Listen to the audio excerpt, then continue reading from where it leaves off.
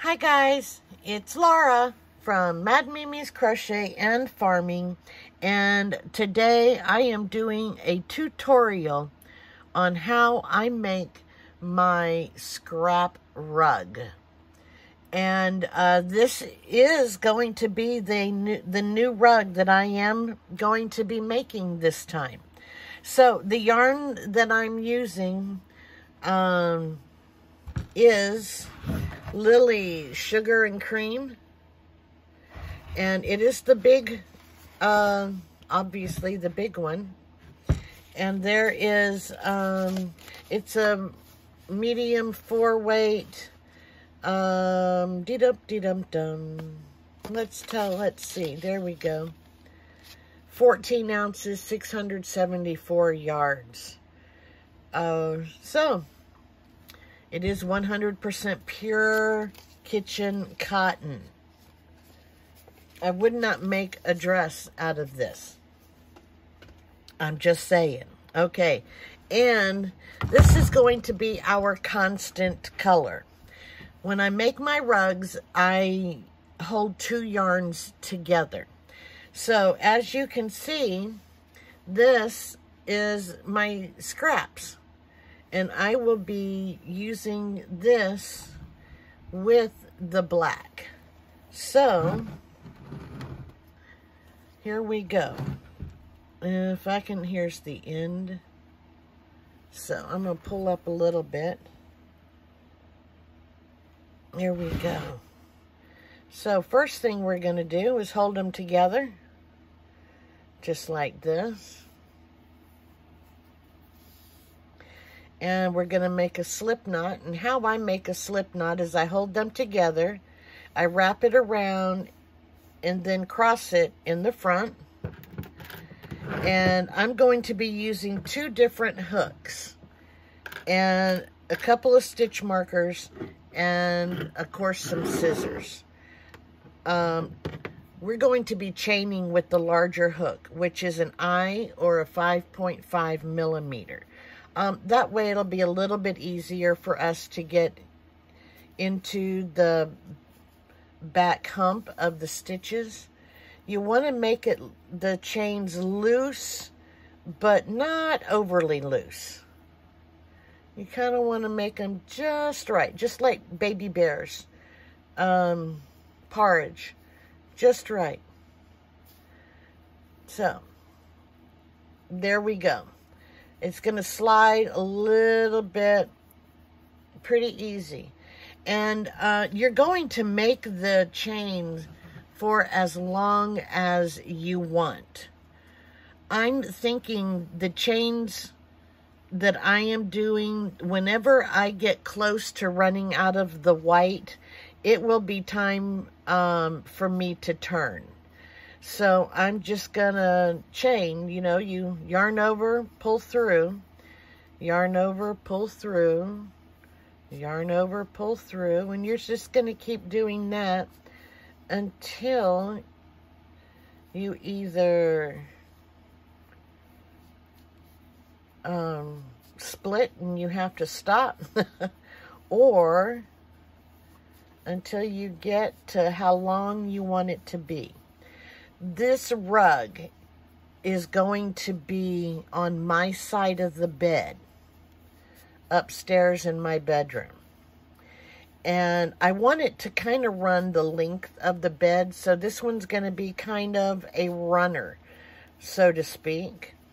So it's not going to be as wide as it is long. So, and I just keep testing, you know, see, that's not wide enough. So, we need to add some more. And that's how I determine, you know, how wide or how long. I go by looks.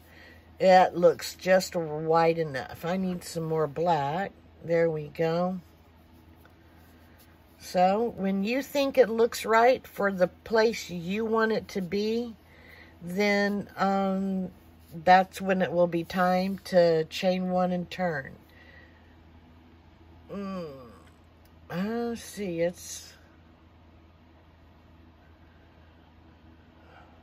I think I'm going to do a couple more.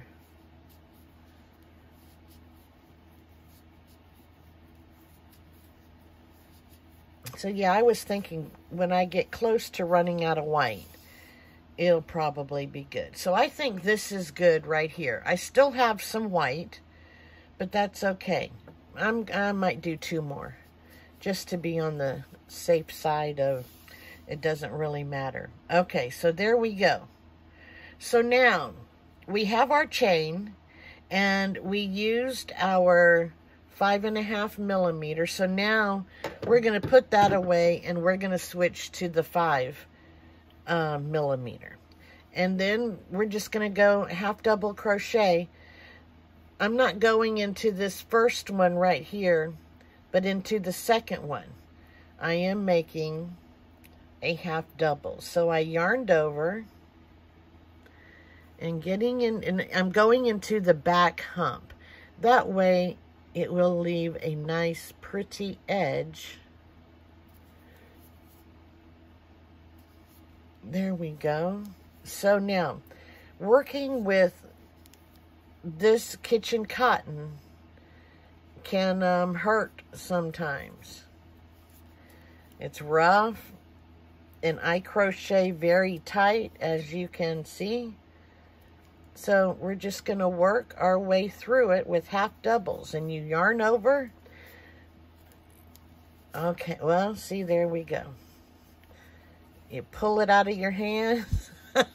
Okay, so we're going to yarn over with both colors, or both thingamajiggies. We're going to find our next stitch. I might have should have used a 6 millimeter, but that's okay. And then we yarn over again, and we pull through, yarn over, and pull through 3.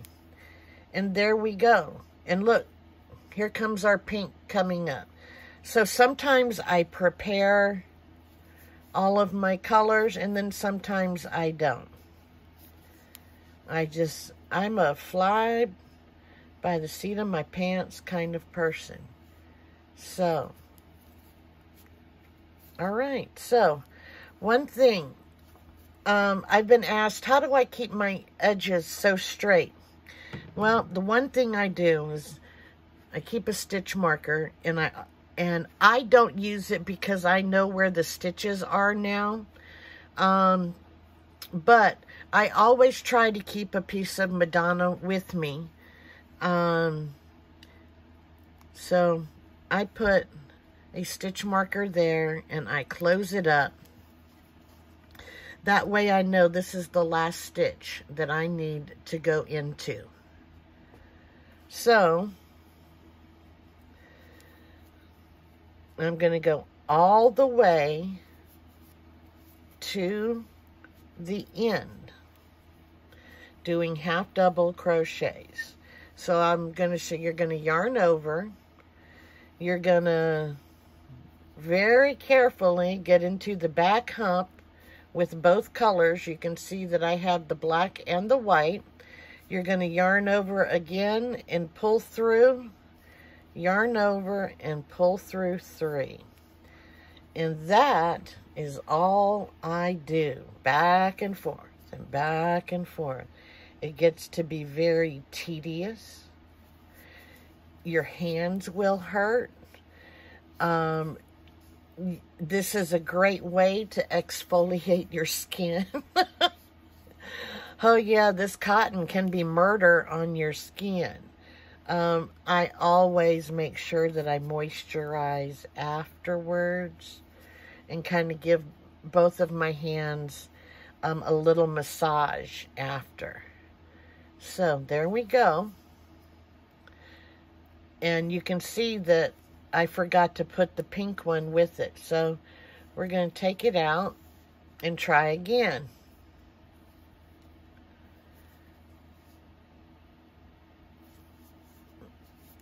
Alrighty, so now I will go to the end, and I will probably have you'll probably see a new color, maybe, or close to it whenever I get to the last stitch.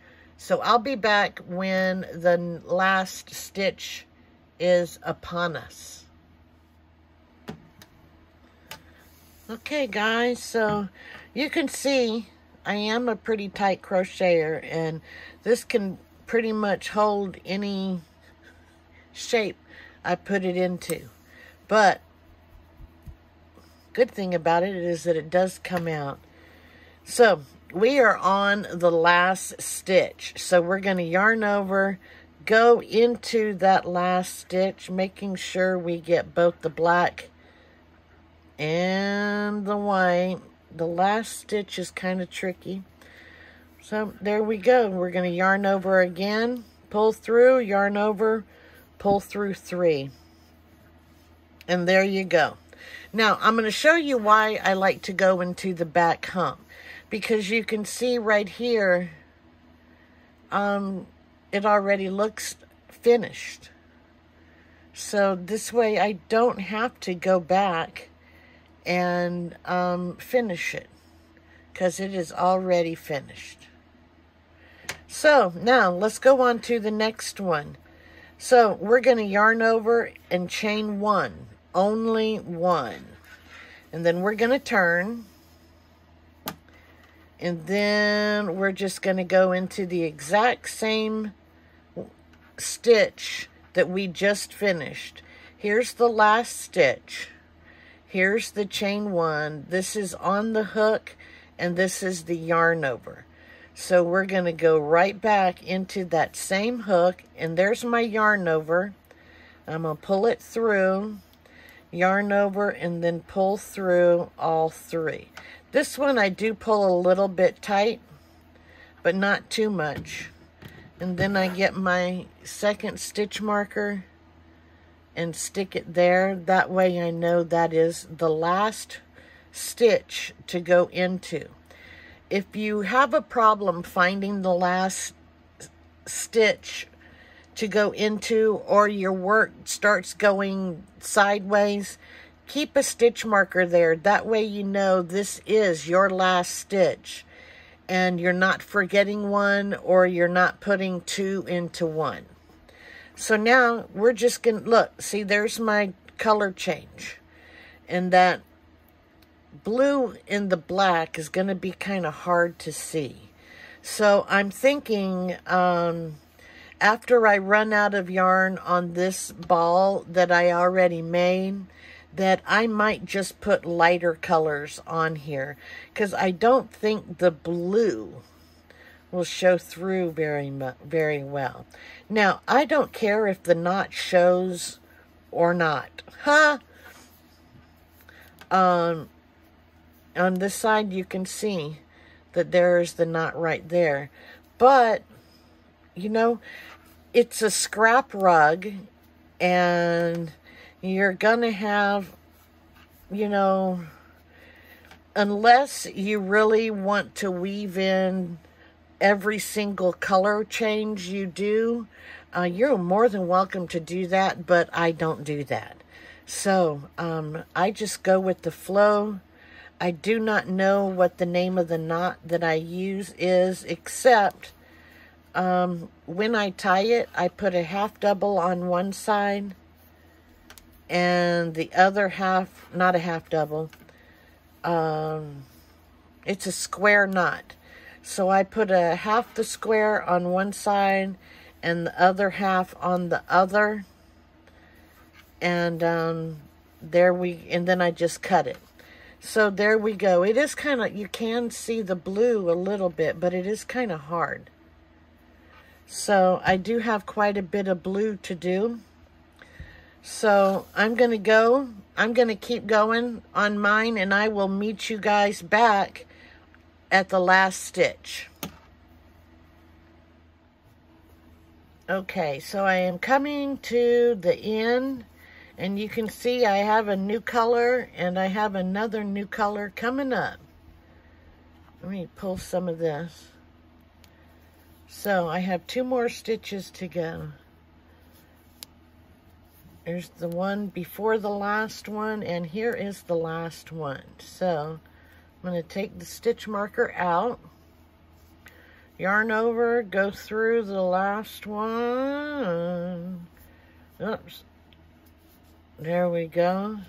Pull it through. And then I'm going to chain one loosely. And now we're going to turn. So this is what the rug is looking like so far. Isn't that cool looking? So now we have a purple coming up. So we're going to do unstitch, and this one will show the purple. Or actually it must show both. And you can see that, sorry, I didn't mean to get out of camera. You can see that my knot is right here. I don't care if anybody sees it or not. Okay, so we need to go back to the first one and mark it. So here's the first one right here. Oops, sorry. I just did 3, so there's 1, 2, 3. And that way I know this is my last one, and you're going to keep your edges straight. And then that's it. You just go back and forth until you get it the length that you want it. Now mine's going to go it's going to go this way. And it's going to be long. This is the width, and it is going to be long. And it does loosen up over time. I can only get, sometimes 4 or 5 rows out before my hands just start hurting, because this is 100% kitchen cotton, and it is kind of rough on your hands. So whenever you're done for the day, you just use your next stitch marker and then put everything away until you're ready to pick it back up.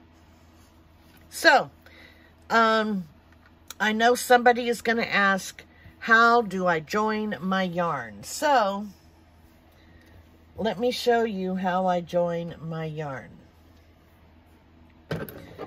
I have this color here, and I have this color here. So, there we go. I have the white going this way and this one going that way. And I'm going to hold both of them in my hands. Here's the white up here, and here's the other one down there. So, you see, if you can see, the white end is here and the colored end is down here. So I'm going to come up here with the white end and pull it a little. Go around my finger and make sure that this is next to it, and then pull my finger out and make sure that I go around both to get it inside my hoop. You can see there, it's inside both of them. And then I pull the white one, and there we go. That is half of a square knot. So then I come over, I'm going to pull this over here. So then I have the colored one, and I'm going to wrap it around my finger. So there we go. We have both of those. I'm going to pull my finger out, and then you can see it went over the two of them again. So here's my colored piece. There's the colored, and there's the white. And then we're just going to pull that and pull it kind of taut. So there we go. We have a knot here, a half a knot here, and a half a knot there. And then we're just going to pull them together. Swap. And that makes a square knot. And your square knot isn't going to come out. And you can see the square knottedness. There you go, right there. So you can pull pretty tight. I don't want to pull too tight. It doesn't really matter if you do or not. And then I cut these. Some people cut them right on there, but I don't. I'm going to cut it close, but not too close. I'm going to leave some pieces there. And then I give it another tug, and you can see it's not going anywhere. And there you go. So that is how I join mine. I like having the little knot there. I just think it gives it a spicy part of it. So that is how I do my rug. That is how I do my joins. And there we go. So I hope I covered it all for you. So let me know how this tutorial worked for you, and then we will go from there. So thanks guys for watching. You guys have a great day, and I'll talk to you next time. Bye-bye.